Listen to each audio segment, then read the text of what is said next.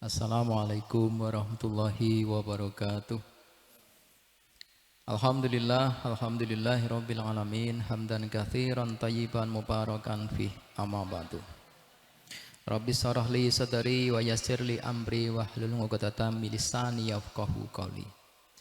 Kaum muslimin wal muslimat yang berbahagia, jamaah maghrib di tempatnya masing-masing. Izinkanlah di sini kami akan mengajak panjenengan semuanya sambil menanti saat berbuka dan mempersiapkan segala sesuatunya. Akan kami sampaikan sebuah tema sederhana, yaitu tentang keutamaan azan dan kemuliaan muadzin. Jamaah sekalian, namun sebelumnya mari kita bersyukur kehadirat Allah Subhanahu wa taala atas segala limpahan nikmat serta hidayah kepada kita sekalian, sehingga di kesempatan sore atau petang hari ini kita kembali bisa bersilaturahim melalui channel YouTube PCPN Kemalang. Mudah-mudahan melalui media ini jalinan silaturahmi kita tetap terjaga dan tetap akan menjadi silaturahmi yang lebih baik sesuai dengan zaman sekarang ini.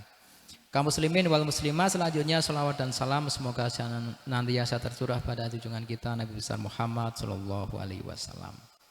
Mengingat waktu, mari kita bersama-sama kita akan kaji, yaitu tentang keutamaan azan dan kemuliaan muadzin. Keutamaan dan keistimewaan Nabi Muhammad, umat Nabi Muhammad Shallallahu Alaihi Wasallam antara lain bahwa Allah Subhanahu Wa Taala mensyariatkan azan hanya kepada umat Muhammad Shallallahu Alaihi Wasallam. Banyak sekali hadis yang menerangkan tentang keutamaan azan dan kemuliaan penyerunya atau yang biasa dikenal dengan istilah muadzin, serta karunia Allah yang khusus diperuntukkan bagi mereka. Keistimewaan tersebut diantaranya bahwa satu muadzin akan disaksikan oleh semua orang yang mendengar suaranya. Sebagaimana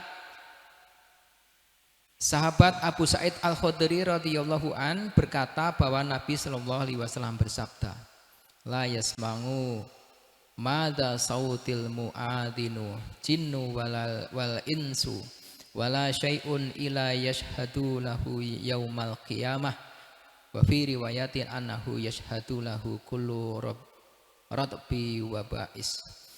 Tiada mendengar suara azan, tiada mendengar suara azan, baik jin maupun manusia ataupun lainnya, melainkan semuanya akan menjadi saksi di hari kiamat nanti. Hadis riwayat Imam Bukhari. Dalam riwayat lain, semua benda yang basah ataupun yang kering akan menjadi saksi. Hadis riwayat Imam Abu Dawud. Jamaah sekalian yang dirahmati Allah, dalam riwayat lain bagi Imam Bukhari bahwa Abu Sa'id Al-Khudri radhiyallahu an berkata kepada Abdullah bin Abdurrahman, aku lihat Anda ini menyukai kambing dan kampung. Karena itu apabila Anda sedang berada dengan kambing-kambingmu atau di kampungmu sendiri dan kamu hendak azan, maka keraskanlah suara azanmu. Karena barang siapa yang mendengar azan, baik jin maupun manusia ataupun lainnya, semua akan menjadi saksi di hari kiamat nanti. Begitulah aku dengar dari Rasulullah Shallallahu Alaihi Wasallam. Kemudian jamaah sekalian yang berbahagia, yang kedua, keutamaan dan kemuliaan azan tidak ada yang tahu kecuali Allah. Abu Hurairah radhiyallahu anhu berkata bahwa Rasulullah sallallahu alaihi wasallam bersabda, "Lau ya'lamun nas ma fi nida'i was-safi wal awwali tsumma lam yajidu illa ayastahinu lastahamu alaih." Kalaulah manusia itu tahu keutamaan azan dan shaf pertama di dalam sholat berjamaah, kemudian mereka tidak akan mendapatkannya kecuali dengan jalan diundi, niscaya mereka akan berundi untuk mendapatkannya. Hadis riwayat Imam Bukhari. Nabi meneruskan sabdanya, dan kalaulah mereka tahu tentang keutamaan sholat duha dilakukan tepat pada waktunya, niscaya mereka akan berlomba-lomba untuk melaksanakannya. Dan kalaulah mereka tahu tentang keutamaan sholat isya dan subuh dengan berjamaah, niscaya mereka akan datang untuk berjamaah meskipun mereka dengan datang merangkak. Hadis riwayat Imam Bukhari. Jamaah sekalian yang berbahagia, kita ulang ya tentang bab adzan. Sabda Rasulullah, kalaulah mereka tahu, kalaulah manusia itu tahu keutamaan adzan dan shaf pertama dalam sholat jamaah, kemudian mereka tidak akan mendapatkannya kecuali dengan diundi. Niscaya mereka melakukan perundian untuk bisa mendapatkannya. Ini menunjukkan betapa besarnya fadilah yang dijanjikan oleh Allah kepada seorang yang mengumandangkan adzan sampai sedemikian rupa. Kemudian yang ketiga, bahwa adzan disunatkan dengan suara keras untuk memperoleh pahala dari Allah dan kesaksian semua apa yang ada. Dari sahabat Abu Sa'id Al-Khudri radhiyallahu anhu berkata bahwa Rasulullah sallallahu alaihi wasallam bersabda, "Lau ya'lamun nas ma fit ta'dzin la tadarabu alaihi bisuyuf." Andaikan manusia tahu tentang keutamaan menyerukan adzan, niscaya akan terjadi baku hantam dengan pedang di antara mereka karena tertinggal adzan. Itu jamaah sekalian nggih. Karena pahalanya tidak diwujudkan sekarang, kadang orang enggan.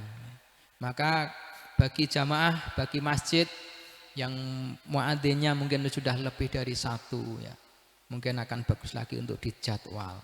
Tapi seandainya tidak datang, maka bersyukurlah jika panjenengan yang bisa mendapatkan kesempatan tersebut. Karena sedemikian rupa besarnya Allah Ta'ala memberikan penghargaan kepada orang-orang yang mengumandangkan adzan.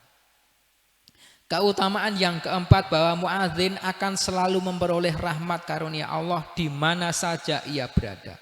Sahabat Anas bin Malik radhiyallahu an berkata bahwa Rasulullah sallallahu alaihi wasallam bersabda, "Yatur rahmani fawqa ra'sil muadzin fa innahu la yaghfiru lahu madza sautihi aina balagh." Artinya rahmat karunia Allah yang Maha Penyayang itu selalu di atas kepala muadzin, artinya orang yang adzan. Dan muadzin akan diampuni sejauh suara adzannya. Masya Allah ya, jadi semakin bersuara keras ya, semakin bersuara bagus ya, itu Masya Allah. Demikian rupa Allah memberikan penghormatan, penghargaan. Hadis diriwayatkan oleh Imam Tabarani dalam kitab Al-Aswad. Kemudian keutamaan yang kelima, bahwa muadzin adalah orang yang terpercaya baik waktu sholat dan puasa. Abi Hurairah radhiyallahu anhu berkata bahwa Rasulullah sallallahu alaihi wasallam bersabda, "Al-imamud dhaminu wal muadzinu mu'taman. Allahumma arsyidil aimata wa ghafir lil muadzin." Imam adalah orang yang bertanggung jawab, sedang muadzin adalah orang yang terpercaya. Allah tunjukkanlah para imam ke jalan yang benar dan ampunilah dosa-dosa muadzin. Jadi ini yang mendoakan adalah langsung dari Rasulullah sallallahu alaihi wasallam. Bapak Ibu sekalian, maka kepada Bapak sekalian, para anak-anak muda yang dikaruniai dengan suara yang bagus ya, monggo belajar adzan karena sebagian rupa menurut riwayat Imam Ibnu Hibban dan Abi Huzaifah dari Ibnu Uzaimah dengan kalimat fa arsyadallahu al-aimata wa ghafara lil muadzin, maka Allah selalu memberi petunjuk kepada para imam dan mengampuni dosa-dosa muadzin. Itulah doa Rasulullah untuk muadzin, berbahagialah mereka dengan doa tersebut. Jamaah sekalian yang dirahmati Allah Subhanahu wa taala.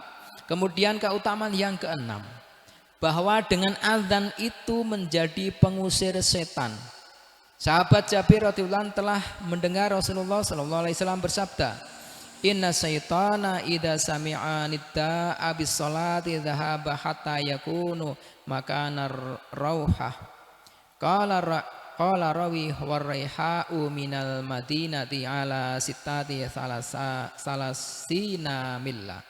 Sesungguhnya setan itu jika mendengar suara azan atau seruan sholat, maka ia akan lari ke Rauha. Perawi berkata bahwa Madinah ke Rauha sejauh 30 mil. Hadis riwayat Imam Muslim. Kemudian jamaah sekalian, bahwa keistimewaan yang ketujuh, bahwa muadzin adalah orang-orang yang lebih disukai oleh Allah Subhanahu wa taala. Sebagaimana sahabat Anas bin Malik berkata bahwa Rasulullah Shallallahu alaihi wasallam bersabda, yang artinya, andaikan aku bersumpah tentu aku akan memenuhinya. Sesungguhnya hamba yang paling disukai oleh Allah adalah orang-orang yang selalu meneliti peredaran matahari dan bulan, yaitu para muadzin. Di hari kiamat kelak mereka dikenal lebih panjang lehernya daripada orang banyak. Bapak Ibu jamaah sekalian yang dirahmati Allah Ta'ala, demikian 7 keutamaan dari muadzin. Masih banyak lagi sebenarnya, namun berhubung waktu mungkin akan disampaikan di lain waktu.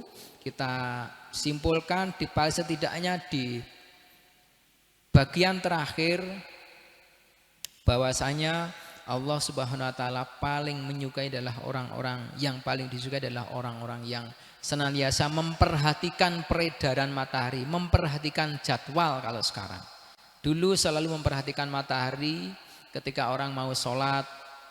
Nah sekarang alhamdulillah dengan canggihnya teknologi sudah dibuatkan semacam jadwal dan sebagainya. Maka kepada para muadzin, maka hendaklah senantiasa memperhatikan, lebih-lebih ketika berbuka ataupun ketika hendak imsak sahur, maka hendaknya selalu diperhatikan supaya azan itu memang sudah pada waktunya.